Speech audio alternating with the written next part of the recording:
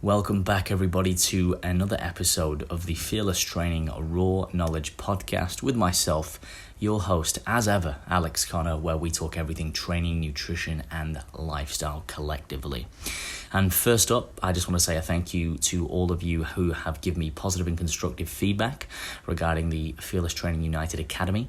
For those of you who are not aware and are interested, follow the links below to find out more about that. In short, the Netflix of fitness, educating you on all the things you need to know and giving you all the resources which fill the gaps and get you off the proverbial hamster wheel so you can actually take control of your body composition and approach it within a more intelligent manner. Now, my guest this week is Mr. Eric Trexler. Eric, for those of you who don't know, and I'll let him do the intros, is a researcher. He has a background in natural bodybuilding, powerlifting, and strength coaching. He has a plethora of experience, which we go over in this podcast, and his research focuses on how exercise and nutrition affect the metabolism, performance, and body composition too. For those of you who are aware, and I'm sure most of you are, he is also part of the MASS team, that's Monthly Applications in Strength Sports, and his most prominent fixture is within the realms of Stronger by Science with Greg Nuckols and their podcast as well. I know we covered a lot of topics that are quite grey in area, which will give a lot of you clarity in terms of a coaching perspective, how to gain experience, how to communicate better and more efficiently with your clients, amongst other things. We talk nutrition, adherence, accountability, and how to best interpret research as well as some key reliable resources within today's ever-growing fitness industry and all of the obstacles that can come with it. Once again, a very educational conversation, which I thoroughly enjoyed, as I'm an avid follower of Stronger by Science and the MASS community as well, and all of the quality information that they put out. Without further ado, you're going to enjoy this one. Turn up the volume and enjoy my recent conversation with Dr. Eric Trexler.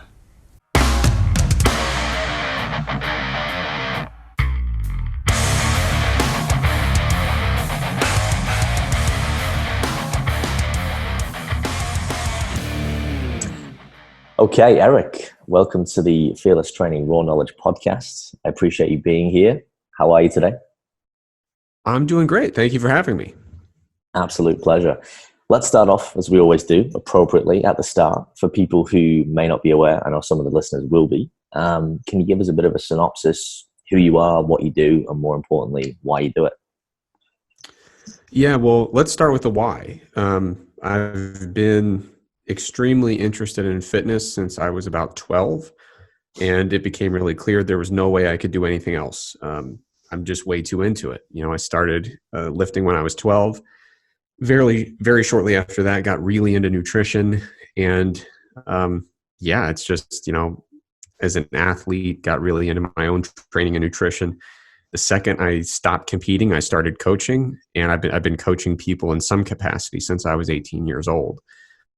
But yeah, the general overview of who I am. My name's Eric. Like I said, I've been coaching people for about a decade. I did my PhD in human movement science.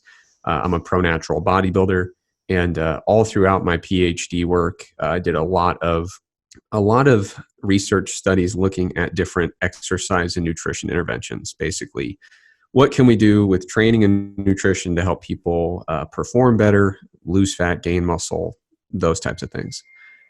Currently, I'm the director of education at Stronger by Science. We do a podcast, articles, coaching. I'm kind of in charge of our coaching program.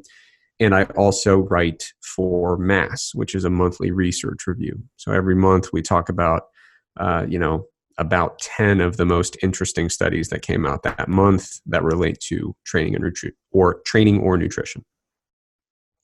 Fantastic. And I'm sure, again, some of the listeners will be aware of that. For those who aren't, I'll link those in the description below because, again, fantastic resources and very high quality information. Can we look at them? Because you're very welcome. I'd love to unpack some of the coaching experience that you've had sort of leading up to where you are now.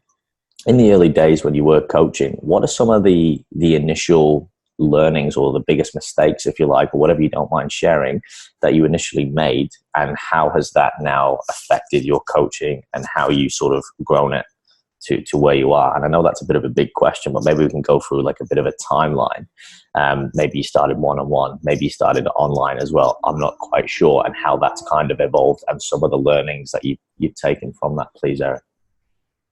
Yeah, so I started out, like I said, the moment I was done competing as a wrestler, I immediately wanted to get into coaching, and not sport coaching, but strictly the strength stuff in the weight room. And started out with a small group of athletes, and they said, well, you coach these guys and that'll go well. And continued doing that in the summers. You know, during the school year, I'd be away at university. I'd come back over the summer and coach. And the group got bigger and bigger. So it started as a small group of wrestlers. Eventually, the final year I'd done it, but before I moved to another part of the country, you know, we were working with a high school football team, and at sometimes we would have 80, sometimes upward of 100 people in the weight room at the same time. And so yeah, there's a huge learning curve of, you know, if you could train one person, you think, oh, cool, well, I'll just train. You know, if I can train one, I can train four, but then you're like, okay, well, now we're talking about 80. So logistically, how do we balance that? But no, so my trajectory as a coach, it started small group, then it became very big group, you know, kind of a traditional strength coach, and working with younger athletes that were highly competitive. And then after that was about 4 years of my coaching experience. After that, I started coaching Special Olympics powerlifting.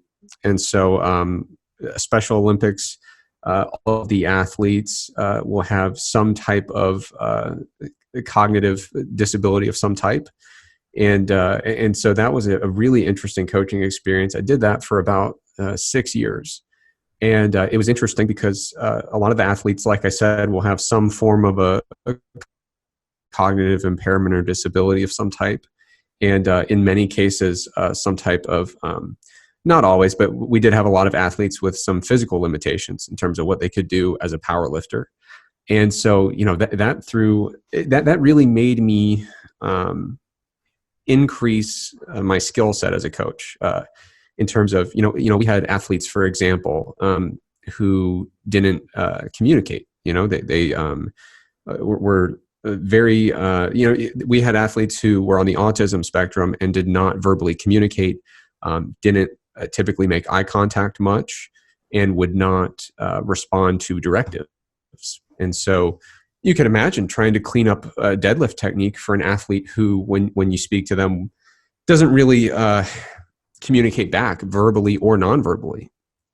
So yeah, I mean, one of the things that I've taken away from my coaching experience, because it's been a wide range of you know, different athlete populations, you got to be flexible when you're coaching. You know, you have to keep in mind, what population am I working with? What are our main goals here? And what are our priorities kind of in order, right? And so, yeah, I'd say one of the things I learned working with the younger athletes, and then obviously now I expanded out, I do a lot more online coaching, right? So working with general population, physique athletes, strength athletes, stuff like that. Working with the younger population of athletes, the biggest thing I learned was when you have something going pretty well, you know, let's say you're cleaning up somebody's squat technique and it's 98% perfect. Mm-hmm. Sometimes it's okay to keep it 98% perfect. I think I learned a few times early on that, you know, we had something almost flawless and it was very good, very serviceable, effective, efficient, everything's good. But there'd be that one little thing you're like, oh, if we could change that, it'd be just flawless. And I've seen too many times that you intervene on that and you say, let's try to fix that, and you just crumble. It's when you've got a thing going really, really well, get out of your own way sometimes. You know, don't get too caught up with everything has to be perfect. And like I said, the next coaching experience I had working in person with Special Olympics athletes, phenomenal population to work with, by the way. If you're a coach and you have the capacity to do so, I would highly encourage people to get involved with the Special Olympics group. Very fulfilling, very rewarding. You'll learn a lot. You'll feel great about it. You'll have a very good time, and it means a lot to the athletes. You know, but what I got out of that coaching experience, like I said, was realizing that everyone no matter what population you're dealing with, has different communication styles. Obviously, some of the examples in the Special Olympics community are extreme, right? Like I said, where even verbal and nonverbal communication were really limited in some capacities. But realizing that communication styles are different, realizing you sometimes have to get creative with your cues for lifters. That was an experience that, like I said, if you work with Special Olympics, it's going to be fulfilling. It's going to be rewarding. You're going to walk out. To me, it was almost like therapeutic. I would go in, we'd have a lot of fun, but it would just make my week better. You know what I mean? Like it was such an awesome experience. But even aside from that stuff, it is going to make you a better coach, because you're going to have to learn how to be flexible, learn how to adapt things to meet every athlete, every client you have, meeting them exactly where they're at. And so that was huge. And now I work mostly online, and actually now I work exclusively online for the time being, for my coaching. And I think the biggest thing with online coaching, especially if you're working with a lot of folks that are general population, it's kind of a combination of those two things, right? So we have to obviously communicate differently with everyone depending on what their goals are, what their priorities are.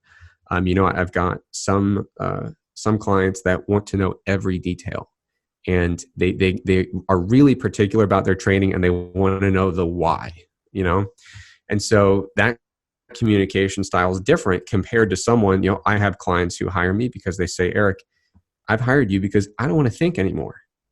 You're the one who thinks about this stuff, not me. Tell me what to do, I'll do it. They don't want the scientific explanation, the evidence behind every single decision. So, working online with more of a general population, where you get a wide range of goals and a wide range of personality types, again, it's that idea of adapting not only the program to fit their lifestyle and their goals, but also adapting that communication style.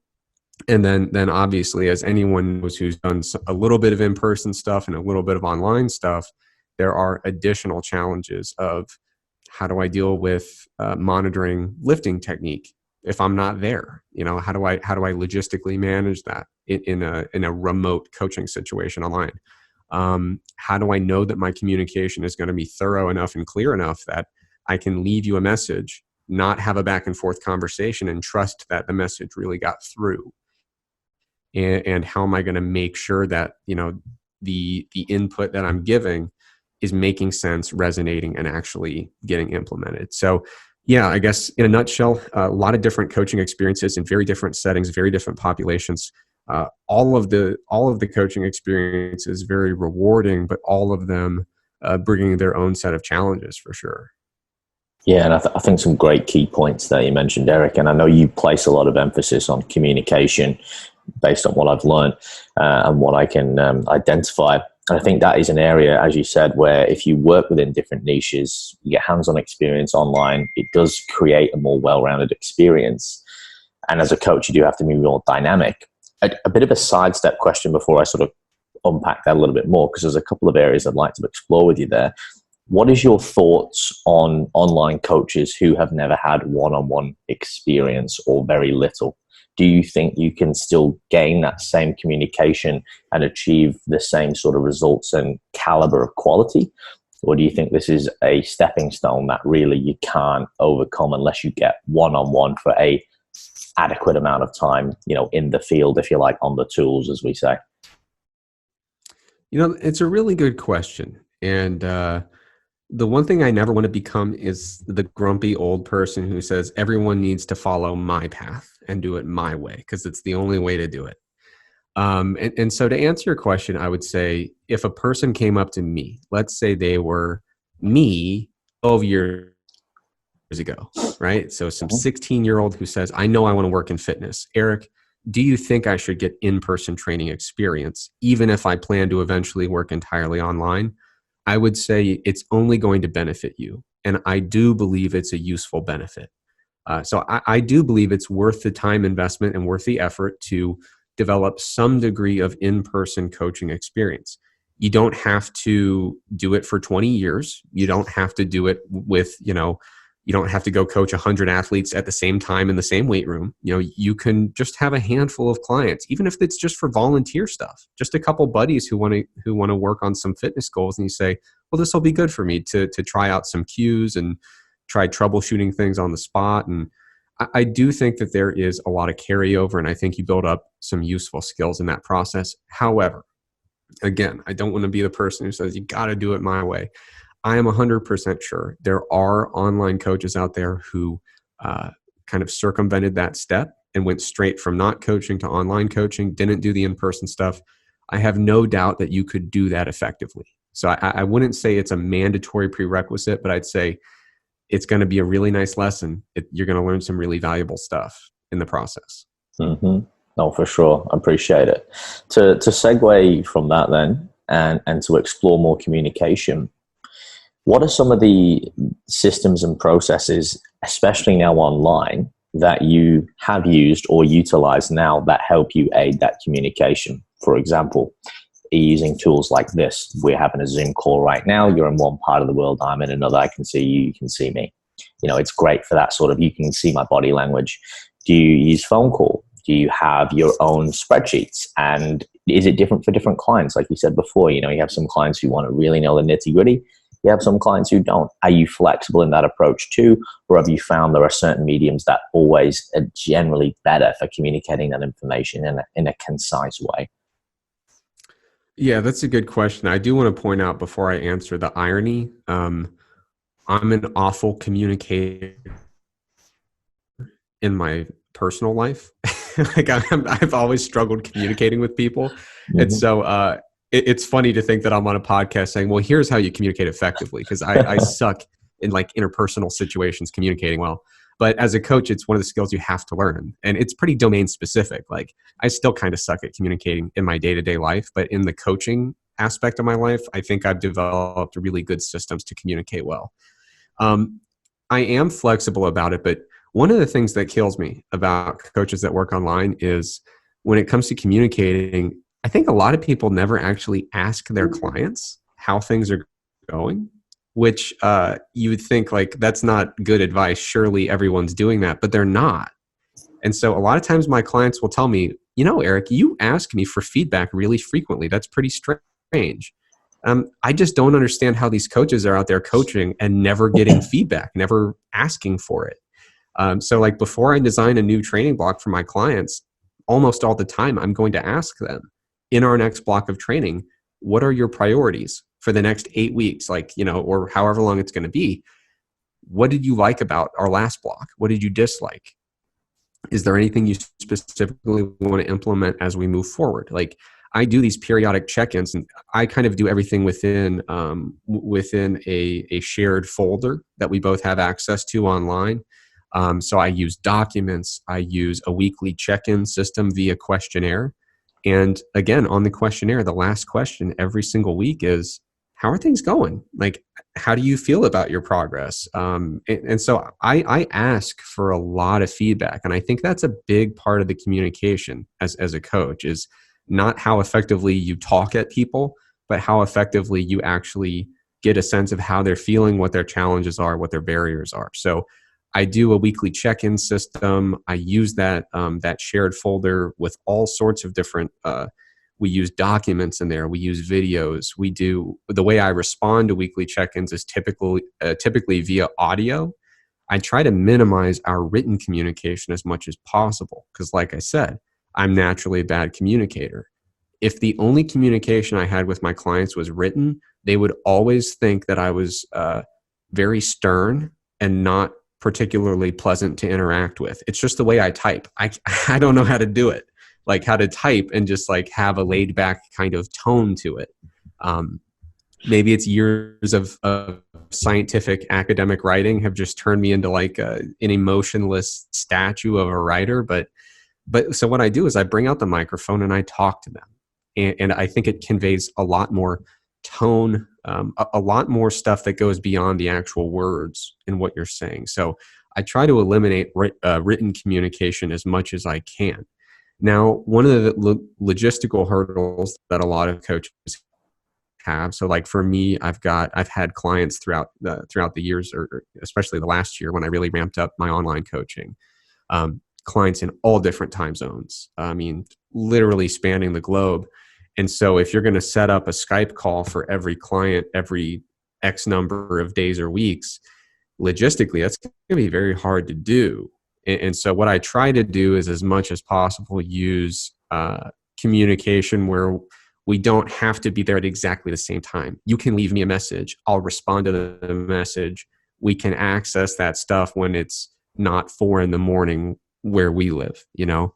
But every now and then there will be a time where I say, for this particular issue that we're trying to troubleshoot, we need to have a back and forth, because otherwise we'll just playing tag with these messages back and forth with 12-hour gaps in between them. We're never going to get to the solution. It's going to take us weeks. So let's just schedule a call. So I do use those strategies sometimes, but it is going to be tough to coach a full roster of clients online if you're trying to work through scheduling independent calls super frequently. So it's logistically something to keep in mind.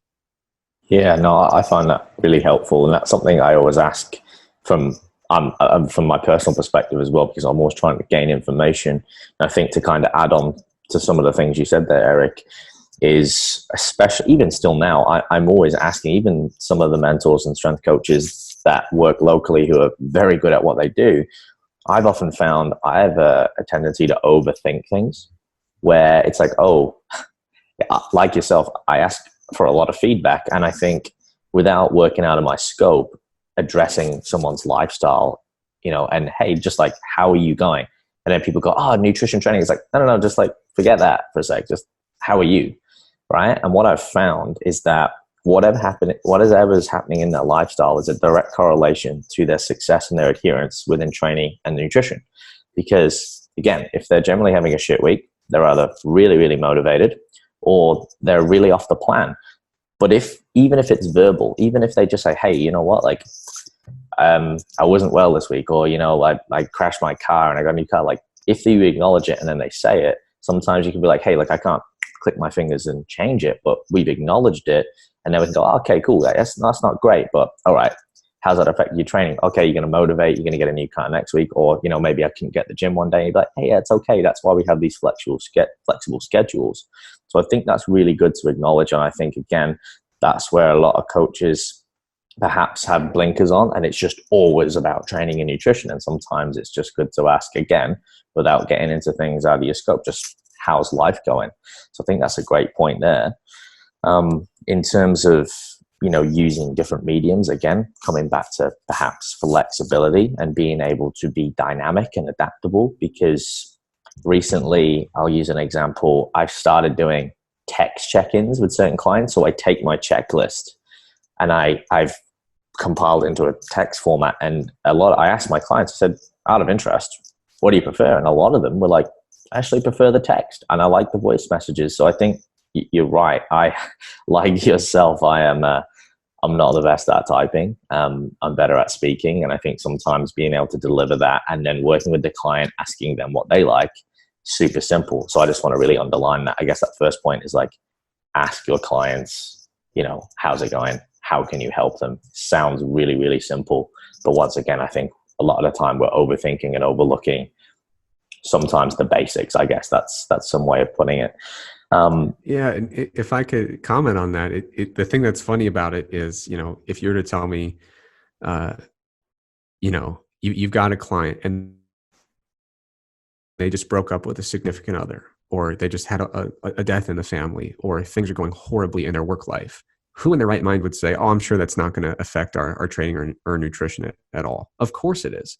So how do you not have some mechanism in place to at least be alerted about these things? Not that you're going to act upon it and say, okay, well, I could try to be a therapist.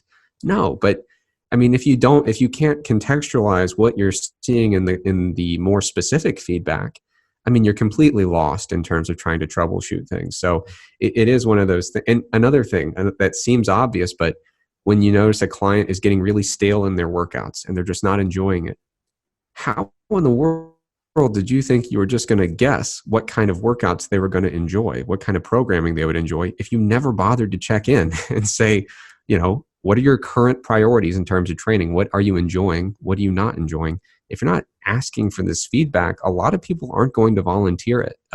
They for whatever reason, a lot of people don't think it's, they're like, well, it's out of my hands. I'll let the coach do whatever they want to do. And the responsibility is on the coach. You have to ask for the feedback that you want to get. And I think this is good feedback to get. Yeah, no, agreed. And I guess to tack onto that, then, I would love to talk about adherence and specifically how you aid adherence. And if possible, Eric, could you share some real life examples? I know, again, a lot of coaches, this is an area where it falls down. You're working with clients. Again, they might be general population. They don't have the same luxury as an athlete, the facilities, the skill sets, the time, etc. But we know that being flexible and being intelligent, and pragmatic in our approach, we can still achieve, pretty damn good results. What are some of the tools and even adversities that you've faced with clients in terms of adversity, and how have you helped them overcome that to increase or improve adherence? And it might be someone who's just pushing back on, hey, I've made this as flexible as I can now, and you've got to come to the party, and maybe what those dialogue and communications look like, please. Yeah, I think generally speaking, the overarching idea here, because I come from the research background, and I think in that kind of evidence-focused part of the coaching community, everybody thinks, I'm going to look at the research literature, figure out exactly what the optimal program looks like, and now I've got the ticket. That's what people need to do. And I think what's really important is having some kind of a pragmatic balance between what are the evidence-based principles, the overarching themes of what seems to be the more effective strategies, and pragmatically implementing those in a way that is going to be feasible, that's going to promote adherence. And so I think the overarching idea is sometimes you have to say, instead of this being a 100% perfect program that you have no chance of following or you're going to hate, am I comfortable making a 97% perfect program that you are going to love and adhere to perfectly? Because if I give you the 100% perfect program, but your adherence drops, it's only going to be 80% at that point.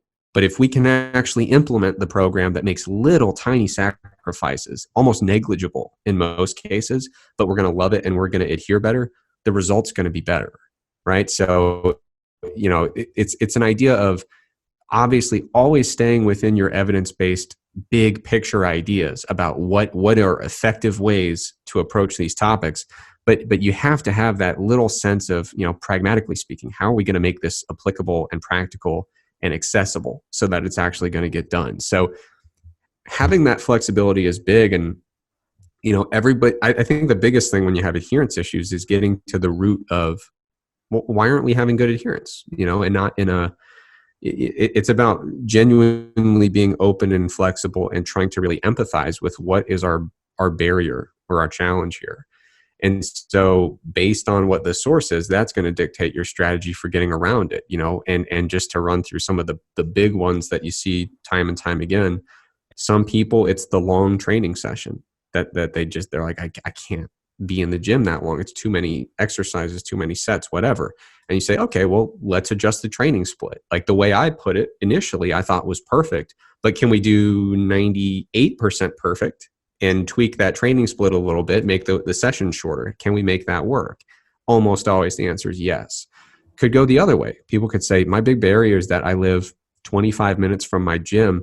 I don't want to be going there 5 days a week back and forth. It's too much. And you say, okay, well, can we combine some workouts and make it a 3-day-a-week program, but still, have a decent amount of training volume, training intensity, training frequency? And the answer is almost always yes. So the idea of seeing a perfect program in the literature and then saying, cool, I've got my program, now I'm a coach, that's not really the skill set we're looking for. The skill set is how much can you adapt principles to keep the results really, really positive, but also have that flexibility and the adaptability to make it work. Same thing with one of the things that does creep in a lot with adherence that you don't hear about as much. Some of the time constraint stuff is obvious, right? One of the things that a lot of people don't really think to consider is what we're doing right now in our program, is this actually in line with your goals? Like the things that you genuinely deep down value. And I have run into certain cases where I talk with the client and the adherence is based more on a lack of enthusiasm than anything. And what I find is the goal that you told me initially, and this is not like, oh, you misled, but it's, really trying to get to the root of it. But the goal that they initially put down on paper and verbalized is not actually the thing that they really value and are really excited about doing. And so in some cases, you'll find out like, oh, well, we're not enjoying this and we're not adhering well because we're not chasing the goal that we actually care about. And so that's one of the things I think a lot of people forget to think about is, what if we aren't adhering because we're not actually, our goals and our actions aren't truly lined up here? So sometimes you run into that. I've had people who they'll tell me my goal is to be a great power lifter, but when you start digging deeper and deeper, you're like, it doesn't sound like you actually want to compete, which is totally fine. And it doesn't sound like the bench, squat, and deadlift are actually more important to you than any other lifts. Like I think, I've had instances where it's like, I want to be a great power lifter, but you start digging, it's like, I think you just wanted to put on muscle mass. and that's a very different goal than, doing set after set after set of deadlift. And it turns out you actually hate deadlifting. So you run into that stuff sometimes, Yeah, no, I think that's a really valid point, actually, and something that, again, is not really highlighted. And again, I always use the example, you get people coming to you, and like I've just asked you, Eric, at the start of our chat here, I actually sit down with people, this is just the way I like to do it, and ask people, what they want to achieve, but more importantly, why. And, and I sort of say, I'm not after any grandiose answers. I don't want to put them on the spot, but I think if you find someone's why, and this is kind of a business thing, right? Maybe it's a little bit now stereotypical, but I think the key word is purpose. And if you find someone's purpose, that is going to be the driving motivator that you can always go back to and go, well, is this still the same? Is this purpose still the same? And I find a lot of people in the gym, and this is just really typical, they have a goal of A, but they're doing Z. And it's like, well, hang on, guys. Like, if you want to, look like a physique athlete, but you're training like an endurance athlete, do you not think that we need to maybe marry those two up and perhaps make sure that our actions are in alignment with our goals? And again, it's super, super simple. And I think having that conversation with athletes and doing that bit of digging is really vital. So yeah, great points there. And I think for everyone listening as well, to really take that away, even if, again, you are, not coaching, even for yourself, and even ask yourself and reevaluate and go, well, what is my goal? And am I doing, perhaps, again, without being optimal, because you've got to be flexible, the things that are going to get me towards that goal in its entirety. Yeah. And another thing there, like I said, it's about, whenever I'm about to plan out a new training block, I check in and I say, is our immediate short-term focus still what I think it is, right? Because, if you think to yourself, I know when I think for myself, are my immediate training goals today the same as they were 8 weeks ago, 8 months ago, or a year and a half ago? No. They fluctuate a little bit. We can still have the same overarching goal, but the things that immediately get us excited, our immediate focal points, they tend to fluctuate a little bit from time to time over months. And so if you're working with a client and the last time you assessed that their actual goals and priorities, the last time you checked in on that was 9.5 months ago, you have to be open to the idea, like, I might be programming us toward a target that is no longer actually the target unless I actually ask about it, No, I think that's really good. Yeah. And again, it goes back to that asking the client and having frequent check-ins and just ensuring that you guys are, I guess, still on the same page in many ways. What are some of the biggest mistakes you see in your field, within your realms, from other coaches? Maybe their pet hates, maybe their continuous mistakes. There might be small things, maybe some of the things we've just talked about. What are some of the things that come to mind that you think coaches could do better in our space? Man, that's a tough one. I certainly think, we've kind of touched on it several times, but I certainly think that a lot of coaches misinterpret their role in the coach-client relationship a little bit. I don't think they ask enough questions. I don't think they genuinely inquire and ask for feedback. I view the coach-client relationship as essentially a kind of a co-equal partnership, but kind of not. I kind of view myself as, I'm the advisor. I can give you, some ideas about what I think should be done, or, but ultimately the client is the one who steers the ship and says, here's where we're going. You just tell me how to get there. And so I think a lot of times coaches kind of overestimate the degree to which they're in charge of saying, here's exactly where we're going, and we're going to do it on my terms, and you need to adapt to my program or you're not going to cut it. In reality, the client is the one who determines where we're going, when we hope to get there, and your job is to navigate and say, okay, you've told me where we're going. I understand why we're going there. And now my job is to use what I know about training and nutrition and turn the destination into an actual path. Like, I have to navigate our way there with useful strategies. And all along the path, I have to make sure that we're still on track and still, we're still on the right trajectory to get where you told me we're going. And so I think a lot of times it's really just reassessing what is the role of the coach or the trainer in that relationship. And it's to play a supportive role, not a role where you dictate where we're going, when we're going to get there, and how we do it. It really is taking a step back and rethinking what those roles are in the coach-client partnership. Mm-hmm. No, I think that's, again, valuable points, and probably going back to those basics once again, that I think if we look at, say, the hierarchy of training and nutrition, we get, say, perhaps some new clients or the general population where they're focusing on those finer points. And let's just make an example. Let's say they're focusing on supplements and they don't understand basic energy expenditure. And it's like, okay. You highlight, you're focusing, you're missing the forest for the trees here. And I guess in that same context with the coaching relationship, and what we're talking about here is that sometimes we can be so zoomed in on a point that we actually forget to zoom out and perhaps look at the things that are more important. Or to use an analogy, I say if we get the big rocks in the right place, the pebbles will fall favorably, meaning sort of if we get the big things right, a lot of those little things will work themselves out, or then we can kind of focus on them as we sort of progress and go through.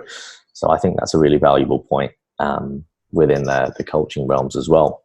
I wouldn't mind sort of transitioning into talking more about research you've done, interpreting research, and for listeners who are more sort of adept and they want to learn more about the science, perhaps some basic recommendations. And I know you guys talk a lot about this on your channels. And again, for the guys, who want to find out more about mass and kind of get a nice sort of digestible way into it, what are some of the best resources, tools, or advice that you would give to people who want to further their knowledge, maybe whether it's for their own benefit, whether they're clients, and in terms of how to interpret research and perhaps the best way to sort of approach that? Yeah. Well, it's tricky. So this is going to sound like self-promotion, but the honest truth is, I work with Greg Nuckols at Stronger by Science. We've also got MASS, which is our research review with me and Greg, but also Dr. Eric Helms, Dr. Mike Zordos.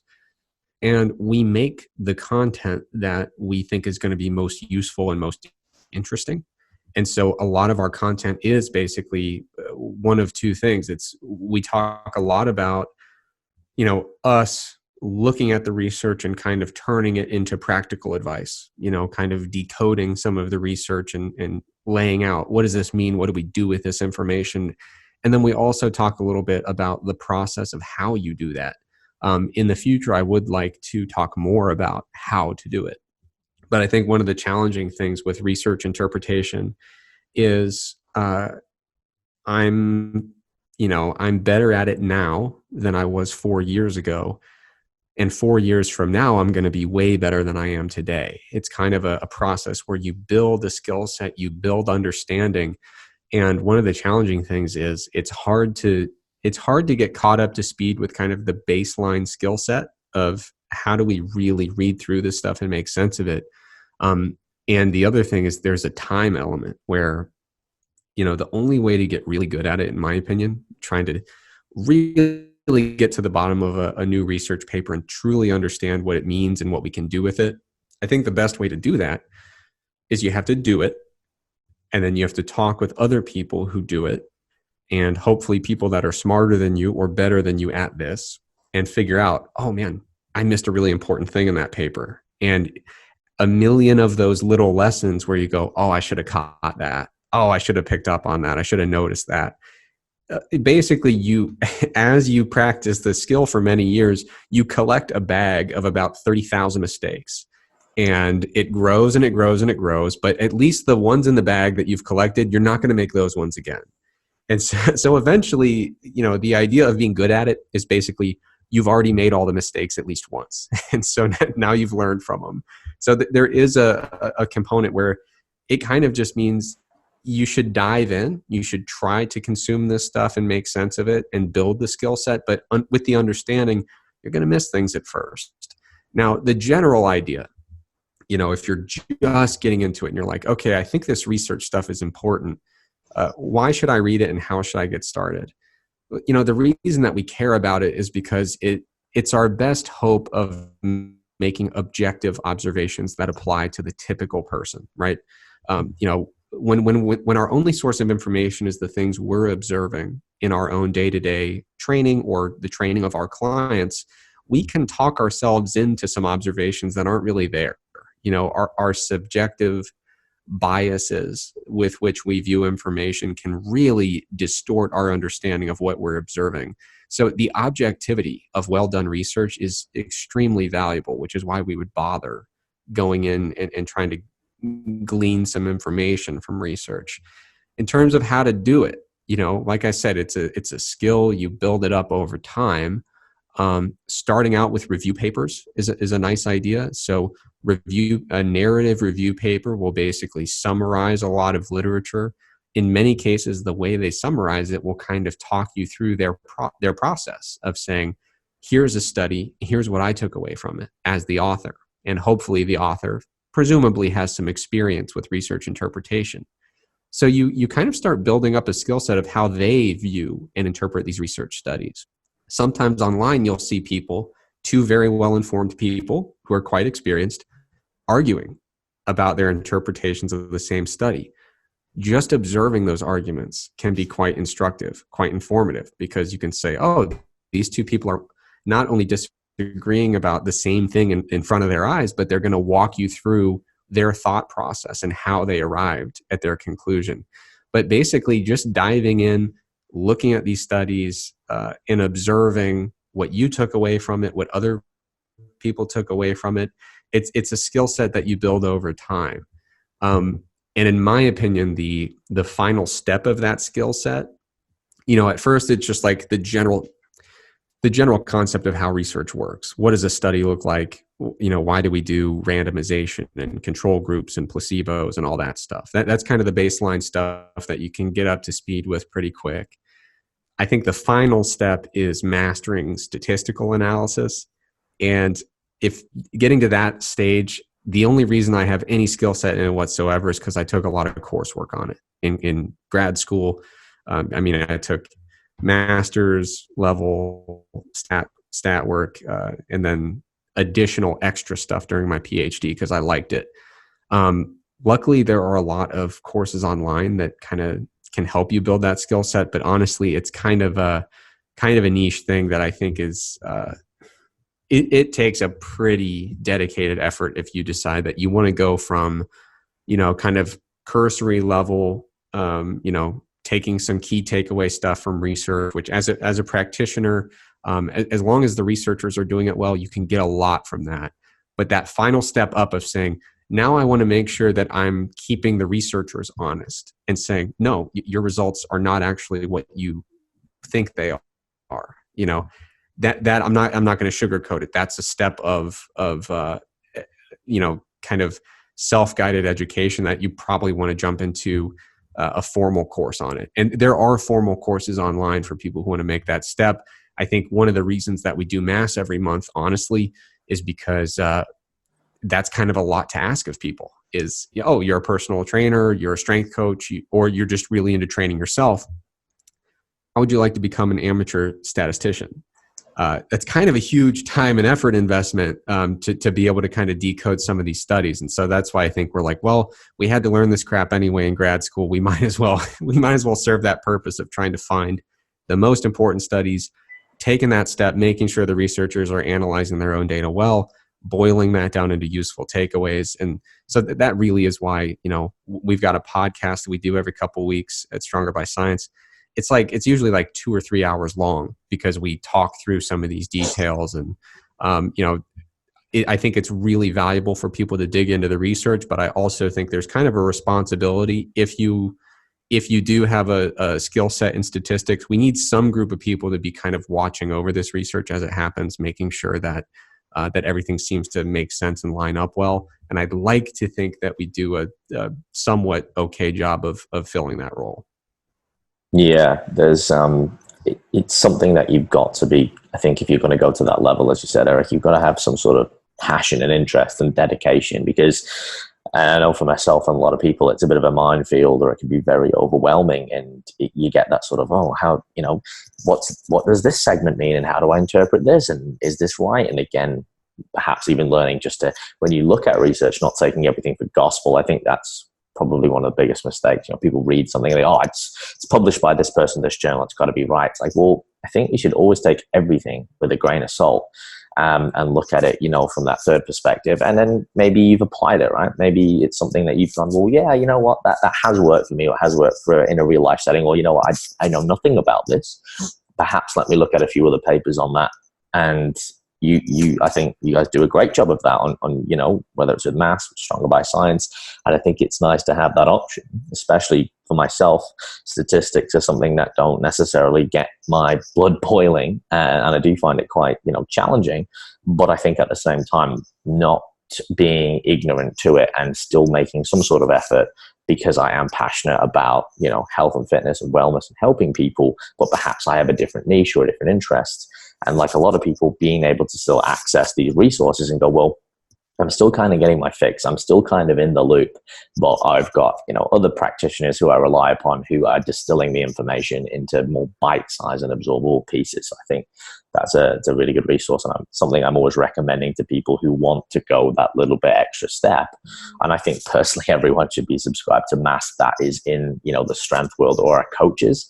I just think that it provides, it's that valuable. It's worth having it than not having it, based on like what the investment is personally. And I think a lot of coaches who really excel are the coaches who are not necessarily, rocket scientists, but they are people who, like yourself, they're just passionate. They love it, right? It's just, they're obsessed with some part of it. It interests them. They couldn't do anything else.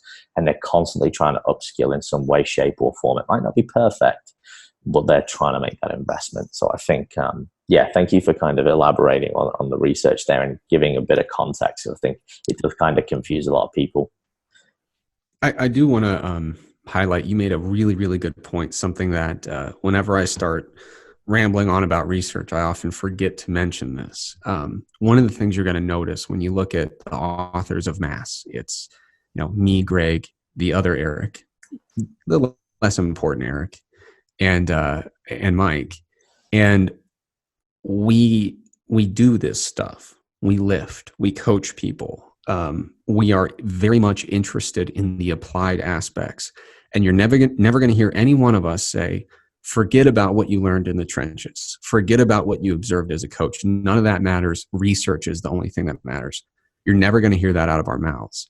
And I think that's one of the things that is always a little bit frustrating with some of the people that go a little too far with the whole evidence-based kind of movement in fitness, is failing to contextualize research findings and saying, well, everyone I know that's been getting people strong for the last 30 years says this, but there was one study with some pretty bad methods, and they'll just uncritically take the one study with bad methods, not really dig deeply into it and figure out, why would this disagree with everything we thought we knew, And to be fair, sometimes we do find out, oh, that was just tradition.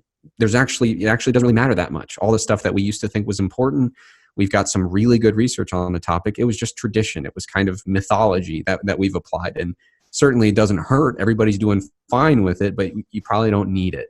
We do find that sometimes, but you're never going to see us getting into that really. I just really dislike that mindset where you start saying only the academic elites get to determine what works. I don't care about your practical experience. You're never going to hear that from us. What we try to do is learn from the research that's available, apply it within the context of what we know from practical experience, personal experience. We're trying to triangulate all of the information available. And the idea of just uncritically accepting a research finding without digging deeper and figuring out how robust it is, it is an inherently flawed approach. So it's a really important thing to point out. Yeah, no, definitely. I think finding that balance between, evidence-based and even anecdotal as well as we always kind of talk about stereotype the bros versus, the nerds, but it's like, well, we're kind of in the same camp in terms of we're trying to achieve the same thing.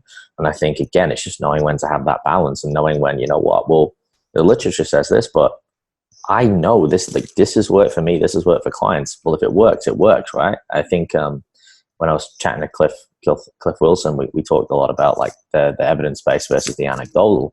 And we're talking about how sometimes it's like, wow, that just did not align with the literature at all. But fuck, it worked, and it continues to work for this individual or these group of people. So I guess it's just knowing to again have that kind of balance and go, well, it doesn't always have to be written in the stars. It can still actually work, especially if it has worked in a real life setting for people that you're hands on with.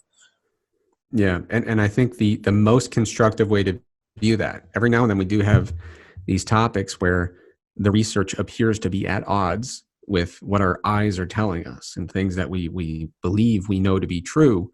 And I think the most constructive thing you can do in those scenarios is not just go, I'm going to pick one, right? Just throw out the other, pretend you didn't hear about it, whatever. But to try to really push yourself intellectually to figure out, how do these two concepts coexist? What's really how can I actually make a working hypothesis of how the research says this, my observations say that? And what you'll find in most cases is it's not a complete mystery. You can work your way toward a very realistic understanding of, oh, okay, well, the study was done in this population. My clients tend to be in this population, and there's a material, substantial difference between these two populations. And there's a reason to believe it could work in these people and not in those people. If you push yourself to go one step further and not just reject half of it, just say, oh, this makes sense to me, I'll take that. But actually really do the intellectual work to try to figure out what could be going on here. That is, in the long term, what is going to make you, it's going to build you up as a coach. It's going to make you a stronger coach who has a better understanding of why what you're doing seems to be working. Yeah, 100%. And I think to tie that back into, our earlier conversation of having that, asking those questions and again, maybe getting that in-person experience. I know for myself and a lot of coaches that I've spoke to that have, digressed from in-person to online, fluctuated between the two and then gone, oh shit, you know what? Because I've worked in person, that is not how it has actually worked. And I have found that now coaching people online, I'm able to identify issues quicker because I have a perhaps more multifaceted approach. And I can go, actually, let's have a look, ask this question, can you show me this? And there is, a problem. But I was unaware of it before because I'd not been in previous situations, which I knew that maybe that was a line of inquiry that could have worked. So I think, that's really valuable stuff, Eric. Yeah. And like you were saying, I mean, when we talk about building up that in-person skill set, if you want to be an online coach who's going to help somebody troubleshoot their squat, an online client, how many squat reps are you really seeing on a monthly basis? It's a limited number. They got to set up the camera, they got to upload the video, all that stuff. If you want to do a crash course on how to fix squats, like I said, there were times when I was a young strength coach, I had 80 squatters in the gym in 1 hour, So I saw 80 squatters times 4 sets times 8 reps per set. I mean, if you want to see thousands of squat repetitions and be responsible for fixing every single one of them, that's a good way to do it efficiently. That's one of the benefits of the in-person stuff is you can try a million cues over the course of 1 hour and figure out what works and what doesn't. You do that for 3 months, you're going to be a better coach. Yeah, no, I think that's an excellent point. Couldn't agree more. That has been something that has enhanced my coaching tenfold. Just constant, and like you said, even if it's volunteer, even if it's just your training and you've got the time and approaching someone respectfully in the gym who is going to hurt themselves, not because again it's 1% wrong and you just want to go over and try and one up them because that's ego driven, but just going, oh shit, you're going to hurt yourself, and just being able to quickly fix someone's squat or then go, biomechanically this doesn't look like a squat, but then like you said, you try these different cues and it might be a different language. You might say push the floor away or screw the floor, whatever it is, and someone will go, oh, it made sense when you said that, Alex, when you said that one. Like, right, okay, cool. And then you, like you said, you add that to your bag or you add that to your repertoire and you go, okay, maybe that's something I can use. And like you said, the more people you work with, I mean, ultimately experience, you generally, for the most part, we can safely say, if you're viewing this and you're in the field and you're constantly working with squat, bench, dead, or whatever movement it is, you're just going to get better at it because you build up more problems, therefore you identify more solutions. So I really want to highlight that point for everyone listening. I want them to kind of really digest that one because, again, it's super simple. Moving is one thing. Learning to move efficiently, effectively, completely different. Yeah. Now, I know we're coming up to time, Eric, and so I appreciate your time so far. What I'd like to do is ask you some rapid fire questions before I go. These ones are a little bit more lighthearted in nature. And then, as always, I'll ask you my final question, as all my guests. But before I do, first one is whatever comes to mind. If you could choose a superpower, what would it be and why? Oh, man. Honestly, I wish I was just a million times better at statistics. That's the only superpower I want. Super statistician. What outfit would you wear? Would you have a cape or something? I could do a cape, yeah. Fantastic. Nutrition. I know we didn't get too much into research nutrition. That would have been great, perhaps around two. But what's your? Because I know you're a bit of a dab hand in the kitchen. I think. What would be your? What's your favorite food, my man? Like if it's like, I've got one last meal or I got a cheat meal or whatever it is, like you just want to treat yourself. What's your food of choice, my man? Yeah. Well, so Greg and I have talked about this. I can eat anything. Like food does not move the needle for me at all. It doesn't excite me that much, but I'd say it's very generic. I love pizza. Any kind of pizza. I love it. Yeah, you can't go wrong with the Italians. It's funny though, right? Because everyone picks Italian, and it's technically peasant food, it's poor man's food, but it's the most popular food in the world. It's absolutely fantastic. But maybe I'm a simple man. You got the stomach of a goat, my friend. It's not a bad thing. Sure. It's not. Everything's digestible. All right. And if you could meet anyone, dead or alive, and you could have a conversation at a table, who would it be? Oh man. Oh, that's so tough. I don't even know. I can't even think of one. I don't know. I'm very content. I feel like I've had the opportunity to meet a lot of people, and that's good for me. I don't get too wrapped up in people and personalities. Like, you know what I mean? I'm really into ideas. But there's not like one person I'm like, oh God, I wish I could talk to them. I want to talk to anybody that's smarter than me. And there's a lot more than one person to pick from there. So I just don't know. Yeah, these questions are always like, oh shit, these are the hardest questions that I've got on this podcast. All right, let me flip this one to you then, because this is an ideology one. Given the opportunity, would you choose to live forever or have a limiting time on the earth as we do now? Oh no, I don't want to live forever. Well, do I feel the way I do now, like young and healthy and all that? Let's say, yeah, you can pick the now. You can just go stop aging, stop the aging process. You can just remain as you are, but you can still increase your intelligence, but your physiology will not age or deteriorate. Yeah, I'll take that. I'll live forever in in my current state. But if I'm gonna just completely fall apart physically, then I'm not interested at all. No, longevity is key. There's some interesting research going on that, right, with the geneticists at the moment, but that is a controversial topic. Yeah. Onto a more serious note, and the question I always ask all my guests at the end, Eric, is could you identify a fear that you've had in your life? Could be small, could be big, what it was, how you overcame it, if you're still battling it, and what you have learned or are learning from it. I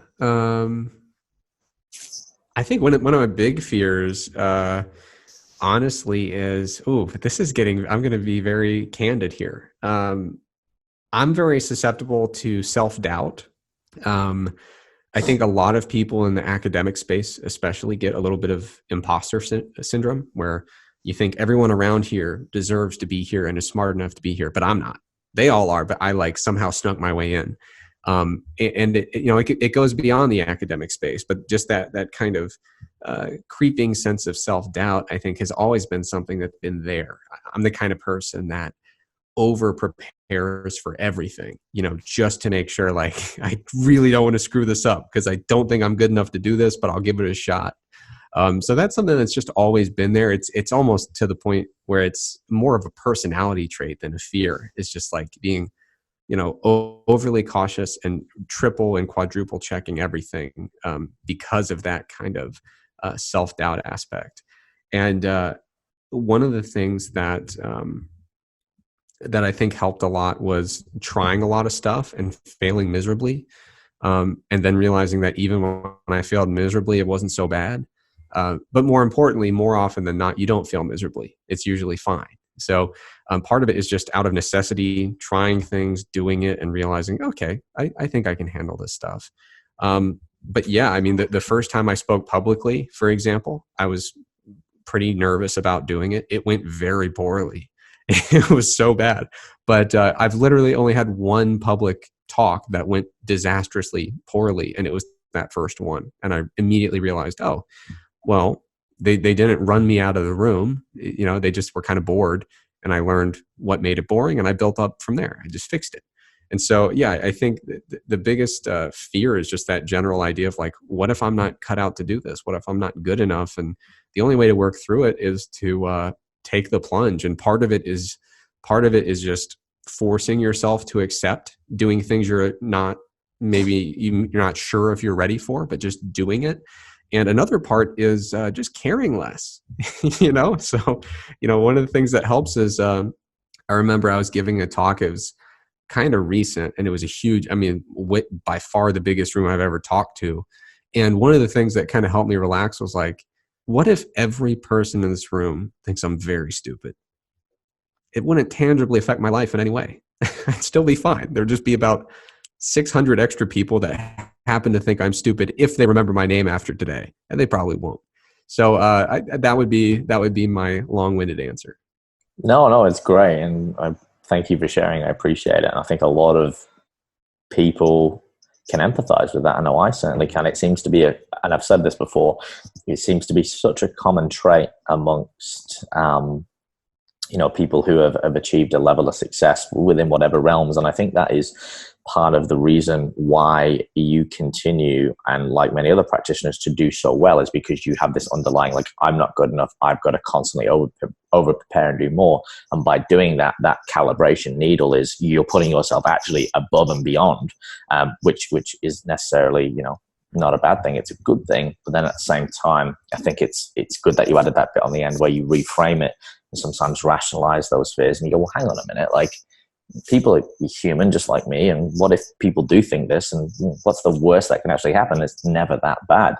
And I think I think some of people have heard the subtle art of not giving a fuck, and Mark Manson talks about that in there, and I think there's some great key concepts that people would take away, because you just summarized it. I mean, care less about things that are not important, care more about the things that are important, continue to do what you're doing, and oftentimes those fears will never be realized, and when they are, perhaps they're not as bad as we may think. So I appreciate you. If I could add an example here. Go to contextualize exactly how insane this is.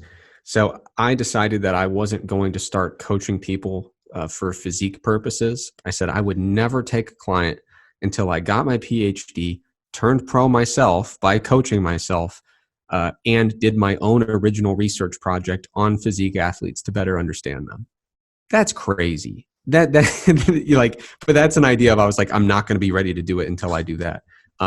And I stuck to that, but that's not advice. That's crazy. If you're out there and you're thinking, oh, I need to do all this, that, the other thing before I'm ready to try this sport or move into this venture, or just try it, do your due diligence, make sure that you're, not putting anybody, coaching's one thing, because if you're really an idiot, you're going to put people in harm's way. So don't just dive into that, without proper training for it. But always think back, like, rationally speaking, am I prepared to do this? And if you are, just bite the bullet and try it.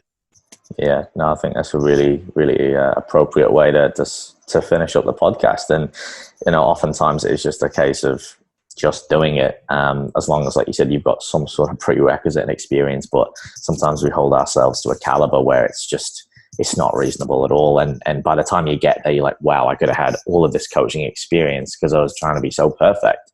And then you meet people that you look up to and you're like, shit, like, I'm way more over prepared than these people who I put on a pedestal. I could have been, and they're like, hey, you should have it. Like, everyone's got to learn, right? I think some of the coaches I've worked with are like, Alex, like, you're at a stage, it's like, you should start coaching this type of person. Now, like, you've got it. Just be honest with that person. Be like, hey, this is maybe the first time I'm going to bring someone into a comp, but you need experience. Someone's got to give you an opportunity, right? So I think that's really good stuff, Eric. For people who want to follow along with what you do, I know we've mentioned, Stronger by Science, we've mentioned Mass. I know we'll definitely put those links in below. Are there any other resources, places where people can keep up to date, or if they want to contact you and keep in the loop? Yeah, the best place to do it would be Instagram, and my handle on Instagram is @Trexler Fitness. I'm there most of the time. Facebook, I'm not quite as active. Twitter, I stay away from, because people on Twitter are mean. Honestly, the only just brutally negative feedback I've ever gotten is always on Twitter. Yeah, it's like when you give people a platform where there's no visual to a degree, and then they just go crazy, man. Everyone on Twitter is just having a good go. So no, touche. Yeah. I will put those links in the show notes below, as always. And thank you again, Eric. I really appreciate your time. It's been great to speak to someone that I think does great work, and great work with the collectives that you work alongside as well. So keep up the good stuff. Keep pumping that out. I know I'm an avid fan, and for everyone listening, guys, make sure you leave a rating and review. iTunes, Spotify. If you're watching it on YouTube, comment. Let us know what you like. Let us know what you want to hear more of. And until that next episode, stay fearless.